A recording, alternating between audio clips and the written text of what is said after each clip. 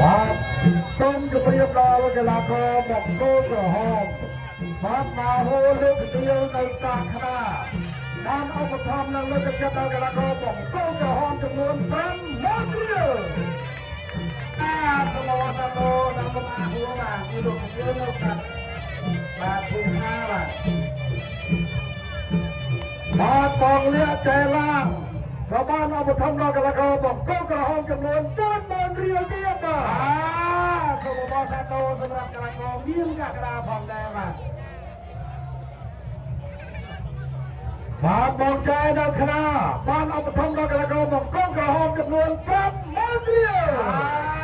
សូមអរសាទរព្រមដល់លោកយ៉ាងជាជឿសម្រាប់យើងបាទជាជឿលើជួយអបថំបន្ត្រូបាទអ្នកម្ដាយត្រៀមប្រព្រឹត្តប្រគួត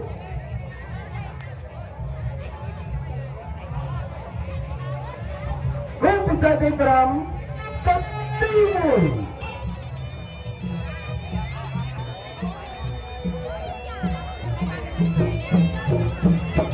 បាទគូពិសេសទី5ទឹកទី1ហើយដល់មកគោខៀវបាទកីឡាករខាត់ចម្រើនកីឡាករមកវិញជាមួយមកគោក្រហមកីឡាករមកពីខ្នាបាទគុំជឿចូលមកជាក្រមមកកីឡាករចម្រើនចាប់ទីរបស់កីឡាករមកគោក្រហមចាត់ការឲ្យទៅមានមួយធ្វើឲ្យកីឡាករមកគោខៀវទូមកគុំទៅលើទៅពេលអរកីឡាករមានកាកដាចាប់ក្រោយមកមកចាប់ក្រោយចាប់ក្រោយមកកាកដាចាប់មកកាកដាលោកយ៉ាងកដាយកកីឡាករទៅពេលបាទកីឡាករមានកាក្រាបាទកីឡាករភូក្រាបាទគុំជឿបាទមកគប់ភៀវហាត់ចម្រើនចូលមកចាក់ឃើញមកឃើញអមតរកកាក្រារំដំជំនាញលោកយ៉ាងកដាញ៉ៃកីឡាករទៅពេល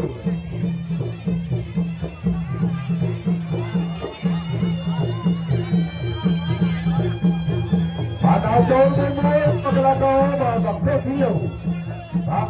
កាក្រាមួយទៀតរបស់កីឡាករកាក្រាកាក្រាគេជិះទៅចោះទៅកាក្រាទៅទៅមួយទៀតឲ្យកីឡាករមកគប់ជិះបាទដៃកាំងហើយបាទនៅលើក្រុមបានហើយបាទនៅក្រុមបាច់រងទេហើយដាច់ថ្មចឹងហើយឲ្យទឹកមកលឿនមក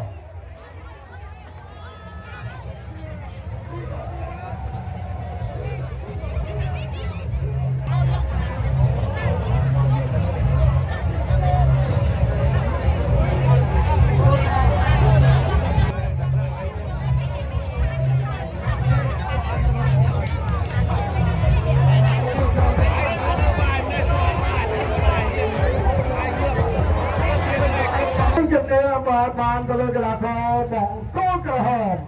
កីឡាករមានកាក្រាបើជាអ្នកទទួលទេជម្រាបដោយទឹកបំបីកងកីឡាករមកគោខៀវអបបង្ការប្រកួតក្នុងទឹកទី1